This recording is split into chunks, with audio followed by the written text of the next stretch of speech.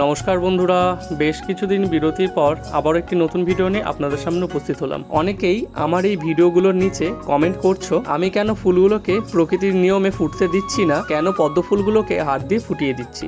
আজকে তারই ওপরে এই ভিডিওটি। এখন যে ফুলটি ফুটিয়ে দিচ্ছি এটি হলো সহস্রার। ভিডিওর প্রথমেই কড়িটি তোমাদের দেখিয়ে দিয়েছি কিরকম ট্যাপা কচুরির মতন ফুলে রয়েছে। আসলে এই পদ্মের পাপড়িগুলো এতটাই ঠাসা থাকে আর কুড়ির গঠন এমন যে বাইরের পাপড়ি যতক্ষণ না ঝরে যাচ্ছে ভেতরের পাপড়ি কিছুতেই বাইরে আসতে পারবে না। বিশেষত যে পদ্মের কুড়ির আকার লাটিমের মতন সেই পদ্মগুলিকে হাত দিয়ে ফুটিয়ে দিতে হয়। আপনি যদি হাত দিয়ে না ফুটিয়ে দিয়ে এগুলোকে প্রকৃতির নিয়মে ছেড়ে দেন তাহলে পদ্মের বাইরের যে বড় বড় পাপড়িগুলো রয়েছে সেগুলি ঝরে যাবে এবং শুধুমাত্র ভেতরের পাপড়িটিই ফুটতে আপনি দেখতে পাবেন। তাই কিছুটা বাধ্য হয়ে পদ্মগুলোকে ফুটিয়ে দিই আমরা।